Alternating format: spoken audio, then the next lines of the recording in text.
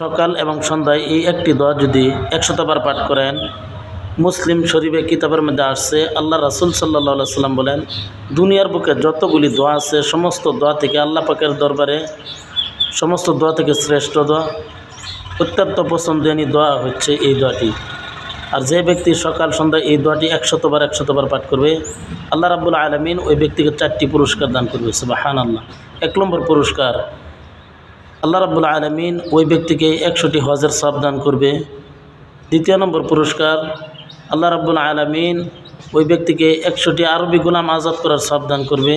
3 নম্বর পুরস্কার, 100টি আল্লাহ রাস্তায় ঘোরা, জিহাদের ময়দানে 100টি ঘোরা আল্লাহ রাস্তা দান করলে যে পরিমাণ সওয়াব তত পরিমাণ সওয়াব দান করবে। 4 নম্বর পুরস্কার, আল্লাহ রাব্বুল আলামিন ওই ব্যক্তির উপরে সন্তুষ্ট হয়ে যাবে। সুবহানাল্লাহ। সেই দোয়াটি হলো সুবহানাল্লাহি ওয়াল হামদুলিল্লাহি ওয়া লা ইলাহা ইল্লাল্লাহু আল্লাহু আকবার।